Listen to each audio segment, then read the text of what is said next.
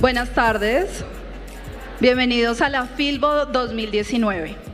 Este año, el hilo conductor de todos nuestros eventos es Léete. Queremos mandar un mensaje a los asistentes de la feria. Leer es ver el mundo a través de los ojos del otro.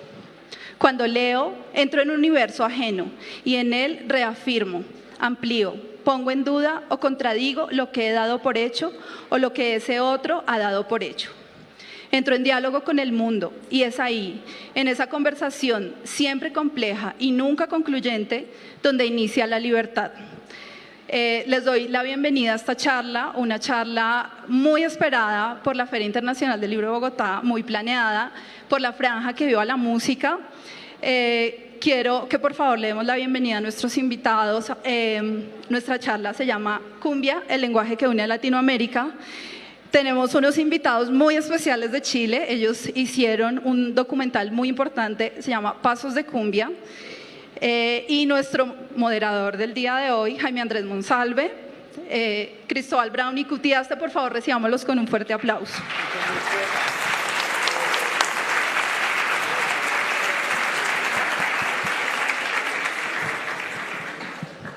Bueno, gracias por su asistencia. Es un gusto para mí estar acá. El agradecimiento para la Cámara Colombiana del Libro, para la Feria Internacional del Libro de Bogotá y por supuesto para nuestros dos invitados, Cristóbal Brown, Cutiaste, responsables de una serie que creo que todos ustedes disfrutaron en su momento por la señal pública de Señal Colombia, Pasos de Cumbia, una serie que nos mostró nuevamente cómo el ritmo por antonomasia de Colombia se ha convertido en un verdadero vehículo transnacional, en una suerte de gran vía de comunicación entre países. Y si pensábamos hasta hace unos años que la cumbia era un asunto endémico de Latinoamérica, partiendo desde Colombia hacia todos los puntos cardinales del continente, en realidad con Pasos de Cumbia nos dimos cuenta que había unos orígenes que antecedían a eso y que atravesaban prácticamente el océano hasta el continente negro, y que mucho después los lugares más, no diría remotos, pero sí más inimaginados por nosotros,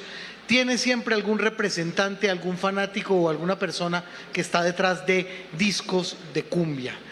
Así que es un honor para mí de verdad presentar a Cristóbal Brown y Cutiaste, quienes hicieron parte fundamental de la realización de esta serie documental. En principio, preguntarle a Cristóbal Brown acerca de los, digamos, entresijos de la creación del documental, cómo surgió. Ya él me contaba fuera de micrófonos cómo estaban buscando una vía comunicativa entre países latinoamericanos y descubrieron, pues, de tanto pensarlo, que básicamente la música era ese vehículo comunicativo, y después de eso llegaron hasta nuestra cumbia. ¿Cómo fue ese proceso, Cristóbal?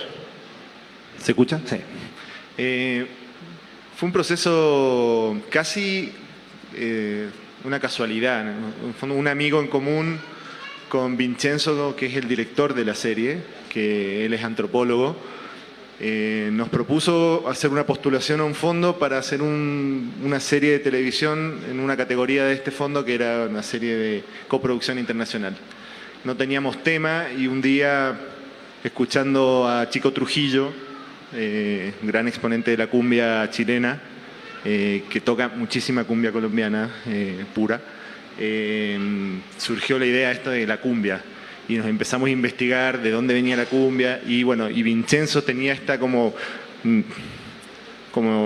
hipótesis o noción de que la cumbia venía de África, pero no solamente como que porque llegaron los esclavos, sino porque había un ritmo que se llamaba el cumbé, creo, ¿no? Cumbé. Y bueno, fue una premisa, una excusa para salir a investigar la cumbia, el origen de la cumbia, pero finalmente no tenía ese origen, pero sirvió como base, ¿no? Claro, pero Vincenzo vive en Kenia, según tengo entendido. Claro, él vive en Kenia, es italiano, vive en Kenia, es napolitano, no es italiano, lo cual explica muchas cosas. Y bueno, y ahí surgió toda esta locura, porque fue una locura este viaje de hacer esta serie, fue impensado. Nosotros como chilenos, yo soy argentino pero vivo en Chile, venir a investigar o hablar sobre cumbia al origen, al lugar donde nació la cumbia, era como casi impensado. Como dicen ustedes, eso es ir a cantarle a Gardel. Exactamente. Entonces, bueno, lo hicimos con con mucha admiración, con mucho respeto, pero siempre buscando ir un poco más allá. Y de hecho el más allá fue ir a África. Y ahí Cuti les puede contar su experiencia, porque bueno, esa fue la parte de la coproducción internacional. Los chicos de Italia y Kenia grabaron a Cuti, no nosotros. Y él tiene ahí varias anécdotas y cosas que contar. Bueno, Cuti, ¿cómo se integra al proyecto? La verdad es que yo soy músico en Chile y me ha tocado trabajar en algunos programas de televisión también. Quizás por ahí pensaron que yo podía conducir un programa, porque no querían que lo hiciera una típica figura de televisión que de pronto no está interiorizada de lo que está hablando, o no siempre. Hay gente que se dedica a la investigación periodística, por supuesto, pero muchas veces los animadores de televisión no están tan involucrados con los contenidos. Bueno, lo que hicimos fue ir a África, pero no a buscar la cumbia. La cumbia es colombiana, nace en Colombia y en ningún otro lugar. Pero naturalmente que la cumbia y todos los ritmos afro latinos o caribeños o centroamericanos, y no solo centroamericanos, hay ritmos como el candombe en Uruguay, la samba en Brasil, los ritmos afro en el Perú, que tienen un origen múltiple, y es muy complicado querer simplificarlo. Se tiende a decir que es triétnico porque está el indígena, el africano y el español, en el caso de los países de habla hispana. Pero ya esos tres orígenes o tendencias son múltiples en sí mismos. Los esclavos que venían de África venían de muchos lugares distintos y pertenecían a muchas etnias distintas. Acá el mundo indígena en Latinoamérica, antes que se llamara Latinoamérica, antes de Colón, digamos, la América precolombina, también eran diversos, eran muy distintos. Quizás hay patrones comunes en el arte, en la cosmogonía, pero eran cientos de lenguajes, de etnias, de culturas. Y España también. España es una mezcla originalmente de celtas, íberos, pero luego el Imperio Romano pasó por ahí, los africanos, los moros que estuvieron 7 u 8 siglos dominando durante la Edad Media. Entonces las combinaciones son tan múltiples que decir, mira, estos son los elementos que forman parte del origen de tal ritmo, cualquier afirmación así sería una pretensión beligerante, porque es mucho más complejo, y lo que nosotros hicimos fue 4 meses de viaje para averiguar esto, y lo que pudimos conseguir es lo que finalmente quedó plasmado en el programa. 4 meses de viaje que tienen entonces punto de partida allá en África, que pasa por Colombia, pero que también nos deja ver lo que sucede alrededor de toda Latinoamérica, en Perú, en Chile, en Argentina, en México, con personajes muy variopintos y con maneras muy diferentes de entender la cumbia. ¿Qué se encontraron, Cristóbal, allá que lo hubiera sorprendido y que todavía usted sienta que haya sido un gran hallazgo de pasos de cumbia? Qué buena pregunta. Mucho, la verdad. De todo. En México, cumbia con los caracoles que eran como cumbia punk, como cumbia, los Kiss de la cumbia. Para mí como argentino, reencontrarme con la cumbia villera, pero desde fuera, ¿no? Porque yo en Argentina la viví como un fenómeno social, cultural, viví la crisis del 2001, la vi de otra manera. Quizás con un poco de prejuicio en algún minuto, y de repente descubrir a estos artistas, ¿no? Descubrir que eran realmente unos artistas de categoría increíbles. Y también, bueno, el viaje a África también fue increíble. Cuti, bueno, claro, lo que dice Cristóbal de los sociales es medular, porque claro, en la cumbia, en los ritmos tropicales, obviamente que está la sensualidad, está el desenfreno, el frenesí, pero también nos dimos cuenta que en toda Latinoamérica la cumbia se ha utilizado como vehículo de expresión social, como vehículo de expresión de las clases sociales desposeídas. Nació siendo un ritmo que partió de la mezcla o interacción entre esclavos africanos e indígenas, y eso ya era menospreciado tal vez. Desde las grandes capitales, desde las grandes ciudades, ¿no es cierto?, se miraba hacia la costa lo que sucedía con esclavos y africanos, incluso desde el punto de vista religioso, ¿no es cierto? Vamos a ver videos del Museo de la Inquisición, donde queda bastante claro que todos estos ritmos y todos estos rituales que se hacían eran considerados herejía. Entonces siempre fue la voz de los oprimidos, por decirlo así, de aquellos que no participaban de este proceso de conquista y colonización. Y luego en los distintos países ocurre lo mismo. La gente de provincia que se va a vivir a Lima, en Perú, viven en el Rímac, que es el río que atraviesa Perú, y en las poblaciones más pobres es donde nace la cumbia chicha. Y también en Chile y en México. Bueno, en México se mezcla con... Es muy importante lo que pasa con el fenómeno de las sonoras en Cuba, la sonora... Los sonidos, que llaman en México, los sonidos. Los sonideros, pero y también las orquestas. Es increíble cómo esta cumbia finalmente es aceptada y se viste de pantalón largo, se viste de orquesta y se transforma en un fenómeno comercial internacional.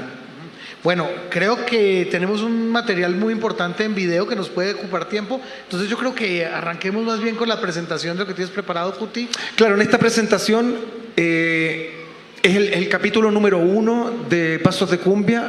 Partió en Nigeria, África. ¿Por qué? Porque queda en la parte central de África, la África subsahariana, que es de donde principalmente se embarcaron los esclavos hacia Cartagena de Indias, hacia Veracruz en México, hacia La Habana y también hacia Estados Unidos, porque son historias comunes. Si uno analiza la historia de la música popular norteamericana, que hoy en día es la música que escuchamos todos, el pop, el rock y todos los otros géneros que se han ido produciendo, también tienen un origen común con la cumbia. ¿Por qué? Porque es influencia también de los africanos, con los indígenas americanos en ese caso, con la música europea, con la música eclesiástica. El gospel y el spiritual van a ser la base del blues, el blues del rhythm and blues, y de ahí el rock and roll, y del rock and roll todo lo que vino después. Entonces queremos partir mostrando lo que sucedió en África. ¿Por qué? Porque la influencia de los esclavos africanos va a ser gravitante en el surgimiento de ritmos musicales y de un montón de otras actividades culturales, no solo la música, en los países latinoamericanos.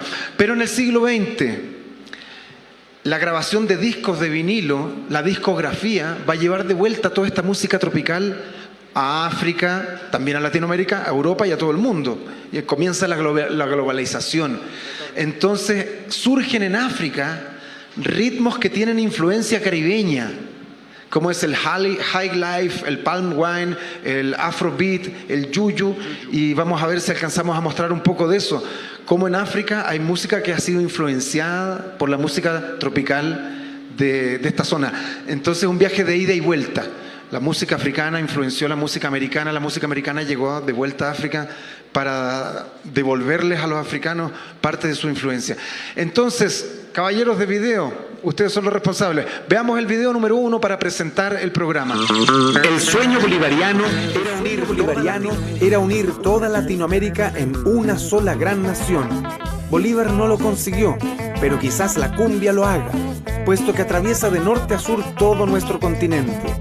Soy de Chile, el último país latinoamericano a donde llegó la cumbia. Siempre me he preguntado por qué este género se volvió tan popular. Para averiguarlo, recorreremos un largo camino desde África Occidental a Latinoamérica, grabando a más de 100 artistas. Soy Cuti Aste.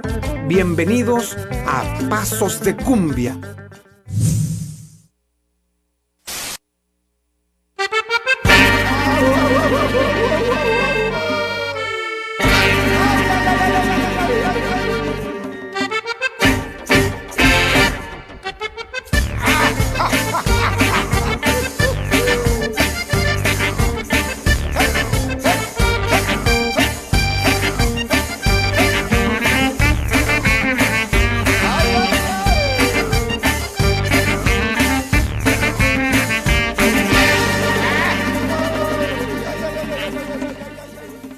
Capítulo 1.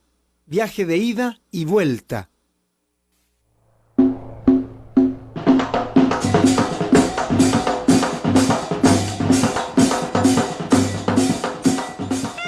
Bienvenidos a Lagos, la capital de Nigeria, un país de casi 180 millones de habitantes, sin duda el más populoso de África.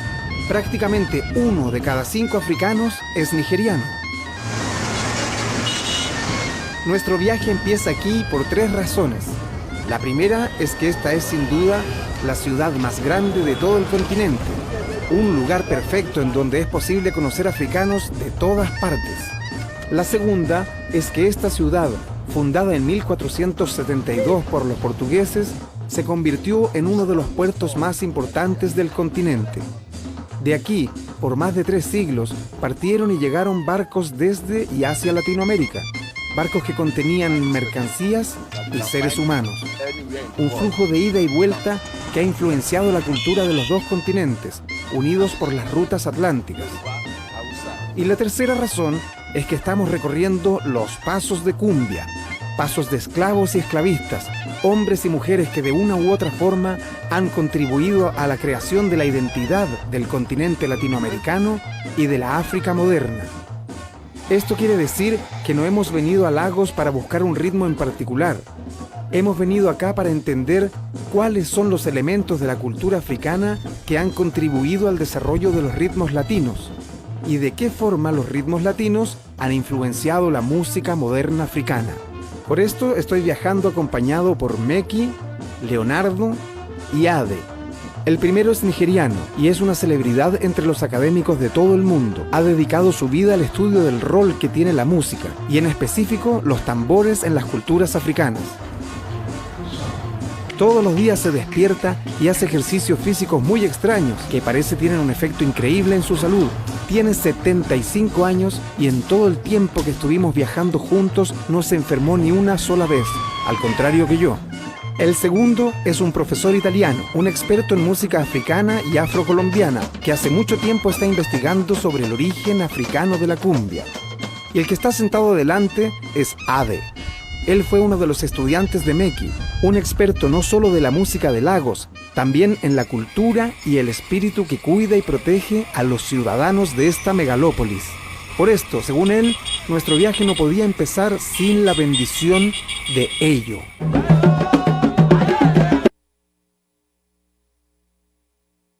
Muy bien, ahí en el video no fuimos a buscar un ritmo que se pareciera a la cumbia ni nada parecido desde el punto de vista musicológico, aunque sí vamos a ver un video en que encontré una música que estoy seguro que no influenció en nada la cumbia, pero casualmente se parece mucho. Y luego hay otros videos que tenemos pero en honor al tiempo no los vamos a mostrar enteros, porque estoy calculando que no tenemos más que 1 hora, ¿no? Y ya han recorrido 25 minutos. Un segundito. No sé si tiene alguna pregunta más, Jaime. Básicamente, saber un poco esa cantidad de influencias y esa amalgama que encontraron ustedes en Lagos. ¿Qué sintieron, digamos, respecto a ello en cuanto al componente africano? Lo que tú decías, la multiplicidad de etnias que se conjugan solo en África y que hacen que hablar de un solo componente afro sea reducirlo. Claro, lo que nosotros encontramos allá finalmente fue el origen de una sociedad secreta llamada ECPE y que fue la sociedad que se dedicó al negocio de la esclavitud. Uno imagina que llegaron europeos a raptar africanos en la selva y se los trajeron a América y la verdad es que eran africanos que se dedicaron a ese negocio. El europeo solo llegaba y compraba a los que seleccionaba. De hecho, la mayoría de los esclavos nunca fueron vendidos, pero venían desde regiones muy remotas, 200, 300, hasta 500 kilómetros África adentro. Entonces venían de distintas regiones. Claro. Bueno, después cuando siguen ustedes recorriendo estos países, llegan a Colombia y uno de los capítulos tiene que ver con la cumbia en la costa caribe colombiana, donde además hay unos fenómenos muy fuertes alrededor de la misma música africana. Creo que ahí la línea es mucho más directa. Por eso vamos a ver solo fragmentos de videos porque me gustaría que llegáramos a la parte colombiana, que es de Palenque en adelante, Palenque. Veamos el video número 2, pero cuando yo te diga lo cortas, por favor, porque no quiero mostrar la canción completa. Esto que vamos a ver es el Palm Wine.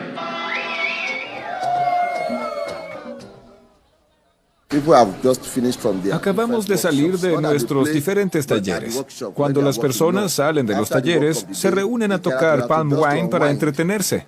Por eso nunca vas a escuchar el Palm Wine en la mañana, porque en la mañana todos tienen que ir a trabajar. Podrás encontrarla después de la pausa de almuerzo hasta la tarde. Esto es para la clase trabajadora, no para la gente perezosa. Aunque, de todas maneras, los perezosos tampoco pueden ser músicos. Esto no agarra, weón. Ah, este era más pequeño. No te puedo creer, güey. Te muestro las dificultades que tuvimos para conseguir Sin electricidad.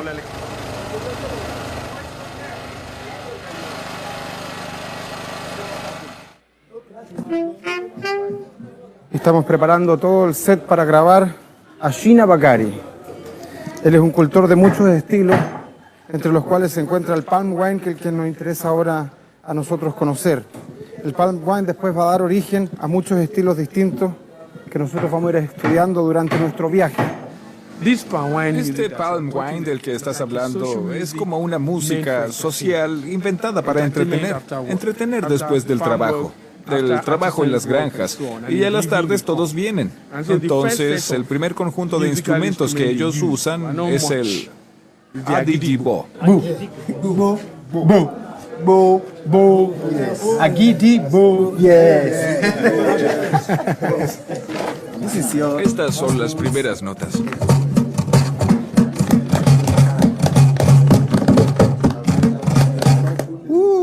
Me gusta el sonido. África Marimbra. Marinta. Marimbra. Marimbra. África Marimbra. Africa Marimbra. Yes. Marimbra. Yes. Yeah, because in South America we have En marimba. Sudamérica tenemos la marimba. It plays Se with toca sticks con and baquetas. have a lot Pero of- no estamos hablando de eso. Estamos hablando del África Marimbra. El shekeré, el gong y la voz. Y la gente también usa los aplausos. Y cantan y también improvisan. Es algo interactivo también. Esto es el Palm Wine Music. Interactividad. Claro, porque es un ritmo de ida y vuelta. De África al Caribe y del Caribe al África. La manifestación musical de una interacción que nunca se ha detenido, desde que los barcos comenzaron a transportar mercancías y seres humanos de un lado al otro del Atlántico. Palm Wine también es el nombre del aguardiente de acá. Por eso comienza así el show de Sina.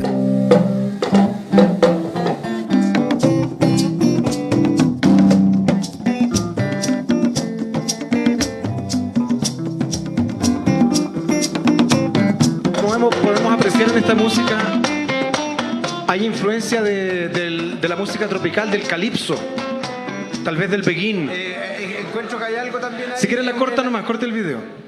Pero yo quería mostrar esta parte del video porque aparece ese instrumento, el agidi-bo, que aquí le dicen marímbula. Exacto. También está ese nombre, marimbra. Por lo que yo aprendí en Palenque, San Basilio llegó de Cuba a través de los sextetos que venían junto con los empleados de las empresas azucareras. Exactamente, con quienes venían a sembrar la caña allá a San Basilio de Palenque. Yo creo que nos vamos a tener que saltar cosas. ¿Ah?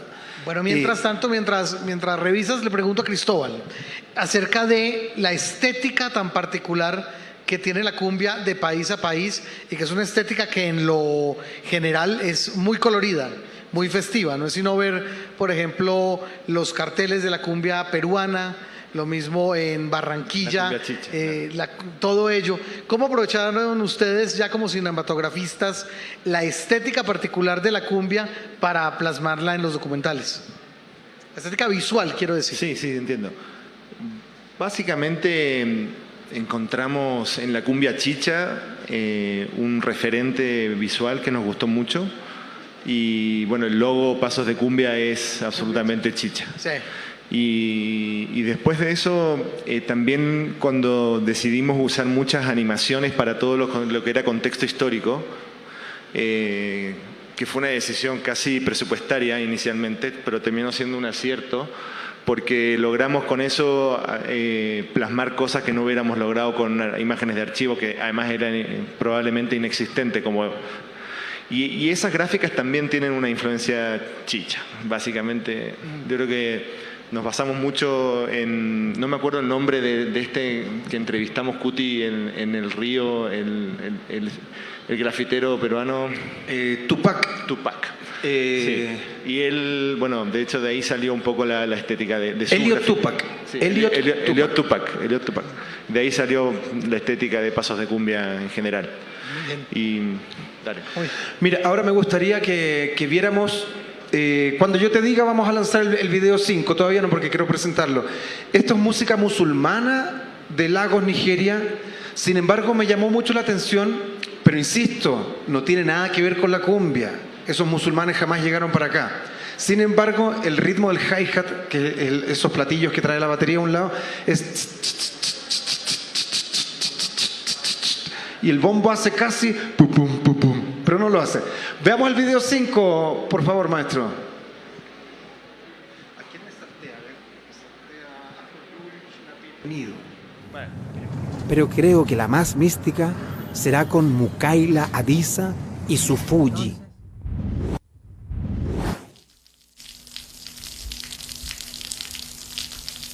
El Fuji tiene un sonido muy similar al del agua que fluye. Es un ritmo que te relaja y que al mismo tiempo te hace bailar. Es sin duda uno de los géneros musicales urbanos más populares entre los nigerianos musulmanes. El estilo provino de improvisaciones que mezclaban otras músicas tradicionales musulmanas que se tocaban para despertar a los creyentes antes del alba durante el Ramadán.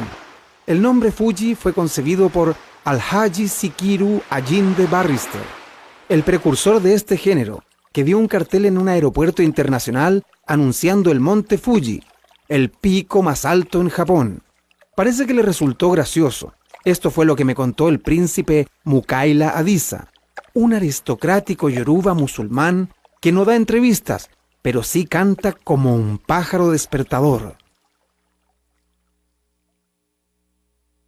Adizamo tunde o agbolohun bí ọ̀jẹ̀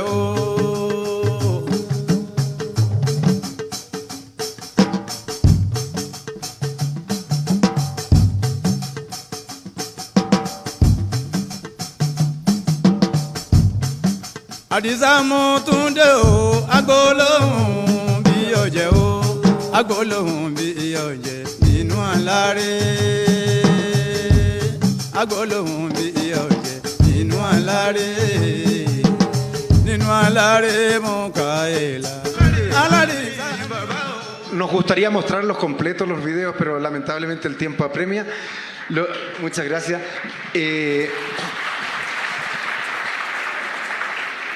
Lo importante de ese video es ese ritmo curioso. No es que haya influenciado ese ritmo la cumbia, yo insisto, pero hay algo que hay que entender musicalmente. La división rítmica siempre se hace de forma binaria o ternaria. A veces hay ritmos más complejos que se dividen en 5 y en otros tipos de cifras, pero casi todos los números son sumas de 2 o 3. ¿Qué quiere decir eso? Que no es tan difícil que gente de distintas partes del mundo de pronto puedan improvisar, cada uno con sus instrumentos desde su cultura. ¿Qué es lo que yo imagino debe haber sucedido cuando los africanos, imagínense ese encuentro entre africanos que venían escapando de la esclavitud hacia la selva, se encuentran con el indígena, deben haberse temido mutuamente en un comienzo, pero después al andar, ¿no es cierto?, los sabios tendrían que haberse dado cuenta que habían algo en común. Los dos eran perseguidos por el mismo individuo, o sea, el europeo controlaba. Entonces hubo improvisaciones y eso es lo que nosotros tratamos de averiguar un poco más adelante. Quisiera que los videos número 6, 7 y 8 los viéramos prácticamente de seguido para empezar a hablar de esta sociedad secreta ECPE. Vamos con el 6, porfa. En el capítulo anterior hemos descubierto la música que se ha desarrollado en Lagos desde el comienzo del 900 hasta hoy. El Palm Wine, el High Life, el Juju, el Fuji y el Afrobeat. En este capítulo seguimos investigando más, pero hacia atrás, para descubrir la antigua cultura de los Calabarí, quienes probablemente se conocen en Latinoamérica como los Carabalí.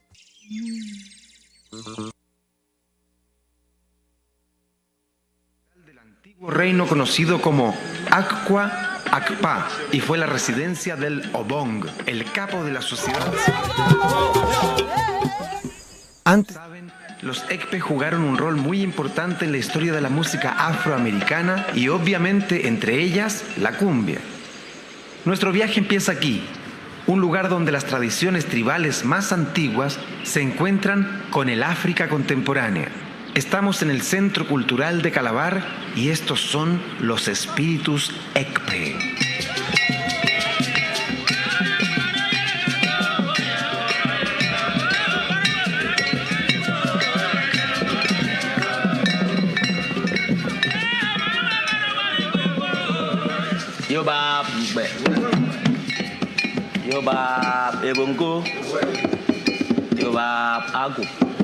Pasemos inmediatamente al número 7, por favor. Y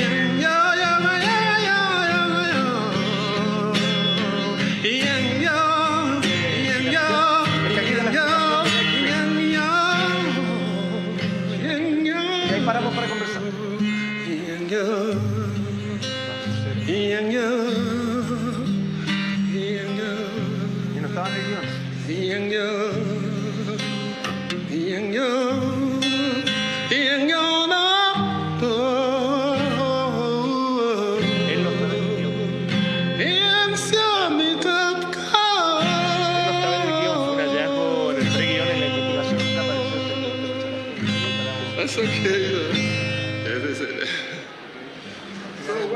¿Cuál es el nombre de la canción? La joven princesa Yoyo tuvo que salir del río y todavía no sabemos si sobrevivió o no. Pero descubrimos que Okomoko, sin quererlo, contestó 2 de las preguntas que nos habíamos hecho. La primera es sobre la conexión entre los ECPE y Latinoamérica. Su respuesta nos confirma lo que hemos investigado. En Cuba existe el equivalente a la sociedad ECPE y en general hay elementos de la cultura EFIC en diferentes lugares del continente, especialmente allí donde llegaron los esclavos carabalí, de hecho la mayoría en el Caribe, Cuba y Cartagena. La segunda es sobre la relación entre un género musical colombiano y esta sociedad secreta. Lo que Okomoko nos cuenta es que las leyes y en general la forma de manejar el poder de los ECPE están basados en la música y la danza. Hay otras preguntas que todavía necesitan una respuesta. ¿Cuál es la relación entre los ECPE, los EFIC y los esclavos que salieron del puerto de Calabar?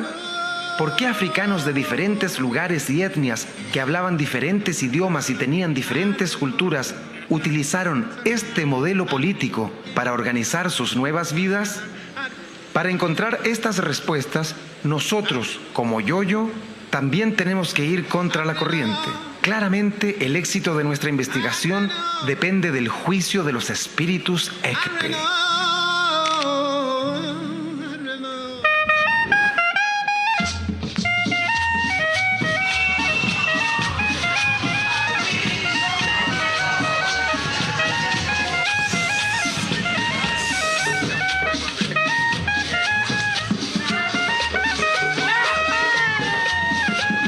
Hace poco menos de 200 años atrás, en este mercado no se vendían textiles, alimentos y otros productos. Y tampoco había espectáculos de artistas callejeros. Aquí se vendían y se compraban seres humanos. Desde el siglo XVII en adelante, la mayoría de los esclavos provenían de aquí. De Calabar salieron más del 30% de los africanos que fueron brutalmente deportados a las Américas. En el Caribe los llamaban los carabalí. Eran hombres y mujeres de diferentes proveniencias étnicas y geográficas. No eran una sola etnia. Los carabalí no tenían una cultura común, no hablaban el mismo idioma. Lo único que seguramente tuvieron en común fue que sus viajes hacia las Américas empezaron desde acá. Y es por esto que de una forma u otra entraron en contacto con los EFIC, los africanos que dominaban esta región y manejaban el negocio de la esclavitud. La mayoría de los esclavos venía de la tierra de los Igbo. Estas personas eran muy buenos trabajadores. Esta es la razón por la cual eran muy cotizados como esclavos. También eran comercializadas personas de otros grupos étnicos como los Anang, entre muchos otros más. Acá llegaron muchos esclavos, hombres y mujeres. Como era demasiado para la oferta, muchos nunca partieron porque no conseguían venderlos. Así que les dieron un lugar para establecerse donde se quedaban por periodos muy largos de tiempo. Había esclavos que fueron iniciados, así que se volvieron parte de los ECPE. A estos esclavos iniciados les dieron la tarea de manejar el poder en las villas donde vivían los otros esclavos. Nuestros ancestros también se quedaron con algunos de estos esclavos. Los utilizaron para trabajar en el campo porque ellos sabían cómo cultivar, sabían cosechar la fruta de la palma y trabajar la rafia. Todo esto continuó hasta cuando los ECPE se unieron en la lucha contra la esclavitud. De ahí en adelante todo esto terminó.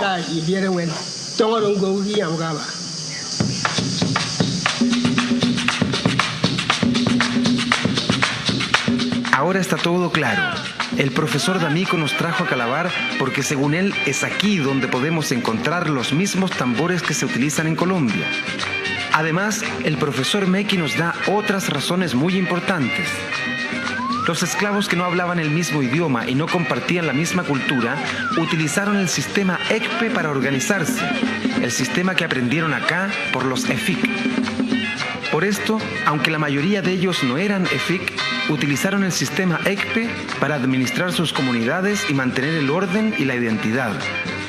Los tambores, las danzas y estos códigos ECPE resultaron ser la mejor forma que estos hombres y mujeres encontraron para organizarse en el nuevo mundo. Esa explicación era la que a mí me prefería que la dijera el video con imágenes y gráficas que decirlo yo aquí solamente directamente. Es importante cómo el tambor se transforma en un medio de comunicación, siempre lo fue. Lo vimos en África, hay un tambor muy grande, ECPA, que lo encontramos de nuevo en Palenque, San Basilio, acá en Colombia, se llama pechiche. No podemos asegurar que sea exactamente el mismo tambor, pero tiene la misma finalidad. Cada vez que hay muerto, que alguien muere o fallece, se toca ese tambor que tiene un sonido muy grave, así las comunidades cercanas se enteran de que hay funeral y acuden a ver quién es el que falleció. Y en África, el tambor que encontramos en el Suk Umba tenía exactamente la misma finalidad. Ese video no creo que lo alcancemos a ver porque me gustaría que Jaime también hiciera alguna pregunta o interactuáramos con el público. Pero vamos a ver un video de Palenque, sí. Bueno, no, antes de eso entonces la pregunta para los dos, porque esto también, Cristóbal, tiene que ver un poco con el componente visual de los documentales. Quisiera saber esa otra parte del rito de la cumbia que es la danza. Quisiera ver qué encontraron ustedes en común de país en país frente a lo que es el baile de la cumbia. Bueno, yo pregunté por qué la cumbia se bailaba con un pasito tan corto. No sé si esto es verídico, pero me dijeron que tenía que ver con que las primeras cumbias que se le mostraban a los españoles, cuando venían a América, vestían a los indígenas y a los africanos de blanco para promocionar América. Como hoy en día cualquier evento, para vender un vehículo, ponen música, ponen baile, ponen efectos de luces. Bueno, allá se prendía una fogata, en Cartagena, por ejemplo. Eso lo vamos a ver al final. Pero no les soltaban las cadenas a los esclavos para que no se escaparan. Sin embargo, la cumbia se baila de una forma en Colombia. La cumbia en México se baila muy parecido a la música tejana. Sí. La batería reemplaza al llamador en llevar la contra y se transforma más casi en rock and roll. En Chile, en cada país se baila la cumbia como a quien se le antoja. Entonces eso lo vuelve democrático porque en la época de mis padres, los años 50, 60 del siglo pasado, había que saber bailar bolero, cha-cha-cha, mambo, rumba y otros ritmos para poder ir a un baile. Pero la cumbia nadie se la enseñó nunca a nadie. Cada uno la baila como se le antoja, me refiero fuera de Colombia. Y eso quizás ayudó también a que se hiciera tan popular. Es uno de los motivos que nosotros encontramos. No tiene paso la cumbia. Así, o sea, los pasos de cumbia es básicamente eso, que cada quien la baila como quiera. De hecho, fue parte de cuando pensamos en el nombre, Pasos de Cumbia, si bien era como un recorrido en la búsqueda, siempre empezamos buscando cuál era el paso de la cumbia y no encontramos y dijimos, bueno, Pasos de Cumbia es un buen nombre para el programa por lo mismo. Porque finalmente cada uno la baila como quiere y por eso es tan transversal. Me gustaría mostrar un personaje muy simpático que conocimos en Cartagena de Indias, Tony, que es el guía del Museo de la Inquisición. Video número 11. Maestro, por favor.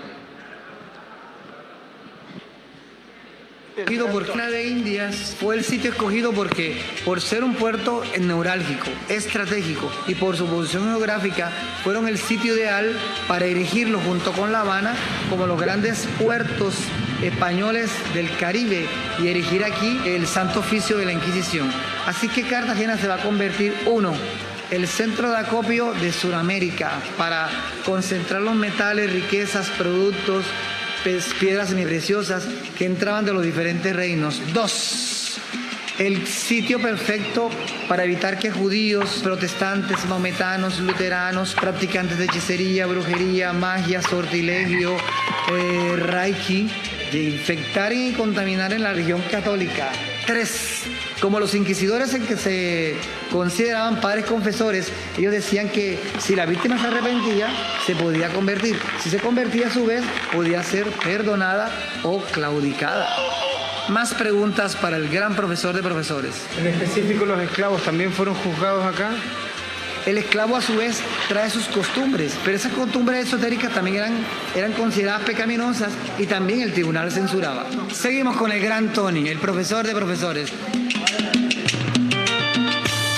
Más adelante con la piratería y corcería que desarrollan Inglaterra y Francia en contra de las colonias españolas, entre esas Cartagena.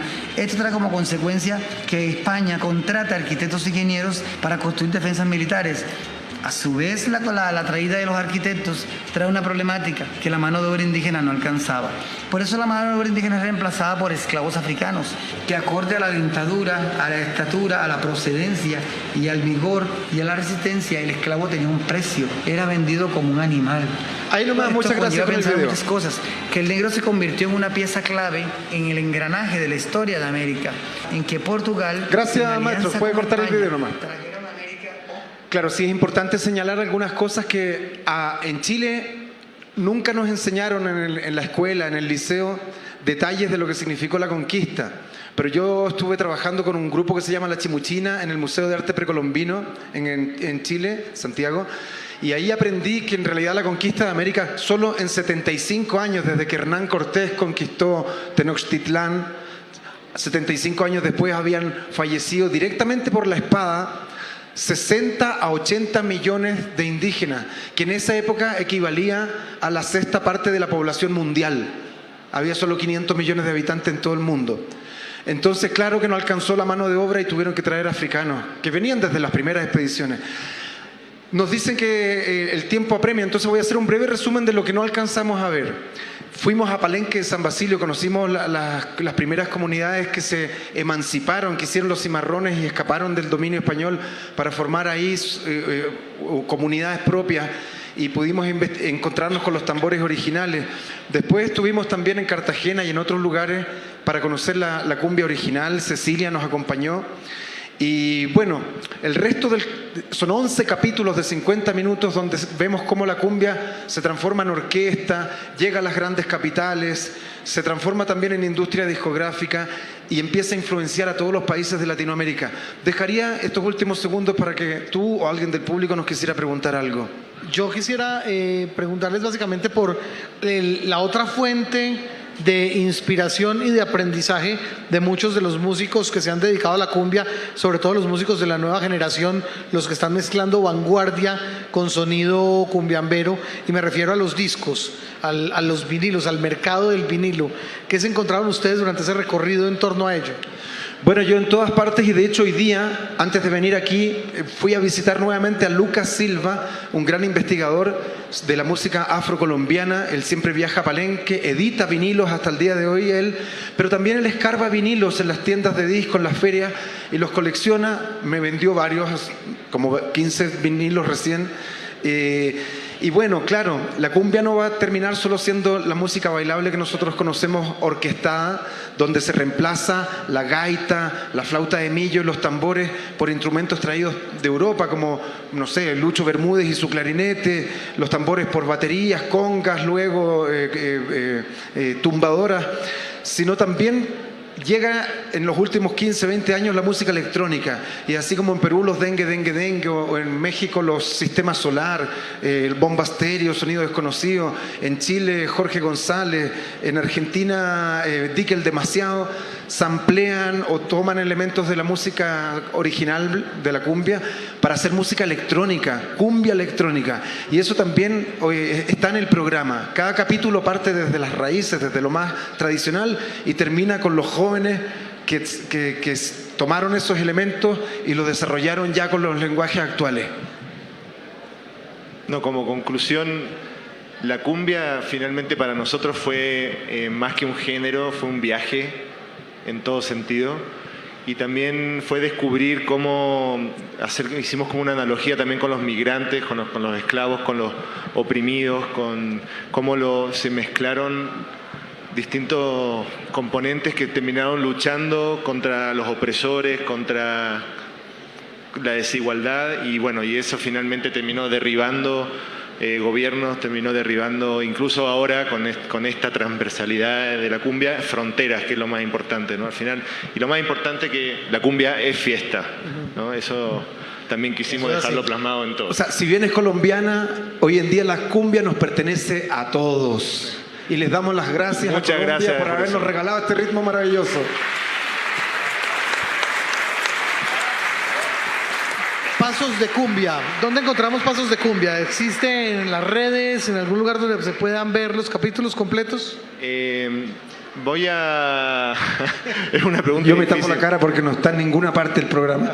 No, lo que pasa es que, bueno, hay contratos de distribución que bloquean un poco. En YouTube, legalmente hay 4 episodios que pueden encontrar en la cuenta. Prometo hacer que suban más pronto, y la página de Facebook también, ahí va a tener algunas noticias pronto para los que quieran poder ver la serie.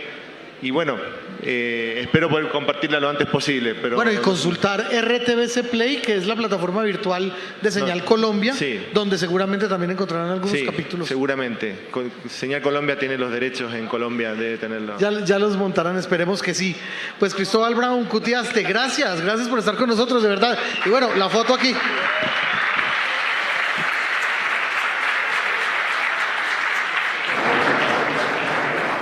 Bien, pues como ven, la cumbia es parte esencial de nuestro patrimonio cultural, y acá pudimos ver a través de los realizadores de Pasos de Cumbia todo el impacto que ha tenido en la historia de Colombia, pero también de Latinoamérica. Recuerden quedarse con nosotros a través de nuestras plataformas digitales y también de nuestra señal abierta para que no se pierdan ninguno de los momentos importantes que nos trae en esta oportunidad la Feria Internacional del Libro de Bogotá. Muchas gracias por su compañía y que tengan una feliz noche.